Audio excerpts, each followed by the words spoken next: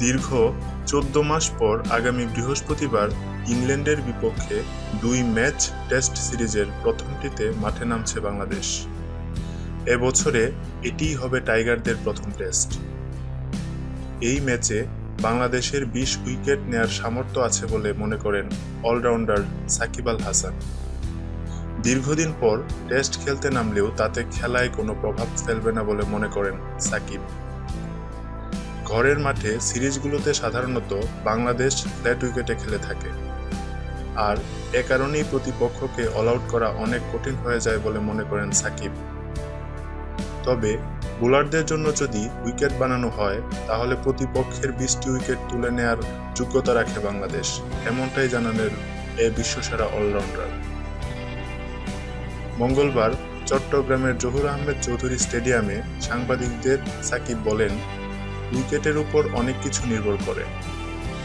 আমরা হোমে যখন খেলি সাধারণত চেষ্টা করা হয় ফ্ল্যাট উইকেট বানানোর জন্য, যাতে ব্যাটসম্যানরা রান পায়। যদি কখনো স্পিনার কিংবা পেসারদের সুযোগ দেয়া হয়, আমার মনে হয় আমাদের বোলারদের ২০ উইকেট নেওয়ার যোগ্যতা আছে। এখন যদি ফ্ল্যাট উইকেট বানিয়ে দেয়া হয়, সেখানে বোলারদের পক্ষে উইকেট নেওয়া সম্ভব হবে না। সর্বশেষ গত বছর আগস্টে দক্ষিণ আফ্রিকার বিপক্ষে টেস্ট খেলেছে বাংলাদেশ। বৃহস্পতিবার প্রায় ১৪ মাস পর আবার এ সংস্করণে মাঠে নামছে মুশফিক বাহিনী। তবে দীর্ঘদিন পরে টেস্ট খেলতে নামলেও জয়ের জন্যই মাঠে নামবেন বলে জানান সাকিব আল হাসান। লক্ষ্য অবশ্যই জেতার জন্য খেলা, এজন্য আমাদের অবশ্যই ভালো ক্রিকেট খেলতে হবে, সেটা আমরা জানি, সেভাবেই প্রস্তুতি নিচ্ছি।